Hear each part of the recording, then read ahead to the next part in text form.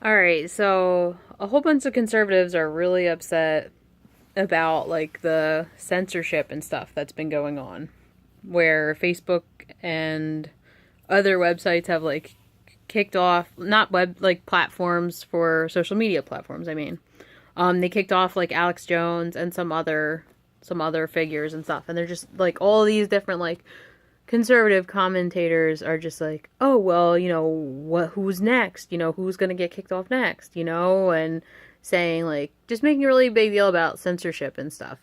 And even Donald Trump is making a huge deal about it. Um, so I am a conservative Christian woman, and I totally believe in free speech. I love that America has free speech. But I am not so sure that censorship is a problem. And why is that? Well, that's because the companies Facebook, Twitter, YouTube, and Google, while they may be like massive companies, like they may appear to have a monopoly. Let's face it, they don't have a monopoly technically because, well, maybe they do, but I don't know, because I feel like there's other websites where you can go and you can connect with people. I don't know. If they have a monopoly, that's a whole different issue. But that is an issue of itself. But we're talking about the issue of censorship. And does a private company have the right to, control the customer flow? Control who uses it or not? And I think, yes, I think a private company should have the right to have full control of the customers, if the company wants to like just like delete your random status updates or whatever it is, like you're going to get mad and you're eventually going to leave, you know what I mean?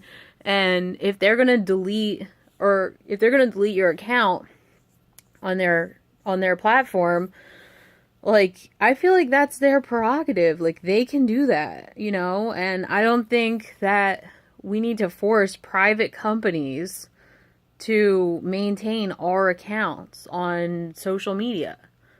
Now, if it were like somehow, like, if there were a government social media website that was like actually like operated by the United States government or a more local government, yeah, then they don't have a right to like kick anyone off. They don't have a right to censor anything.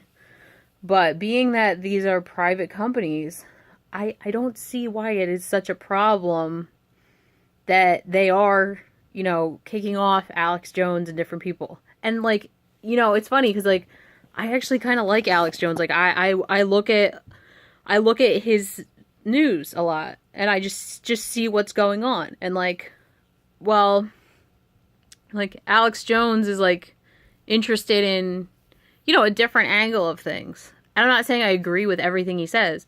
And there's a lot of stuff that I don't agree with, but there's stuff that I look at from him. And I watch a lot of Fox News, and like I support a lot of groups that have been censored. But I don't think that it's necessarily a problem. I think it's really annoying for them that they can't get their voice out on this like huge platform, but I don't think it's a problem with the company that is censoring them. I think they are allowed to do that.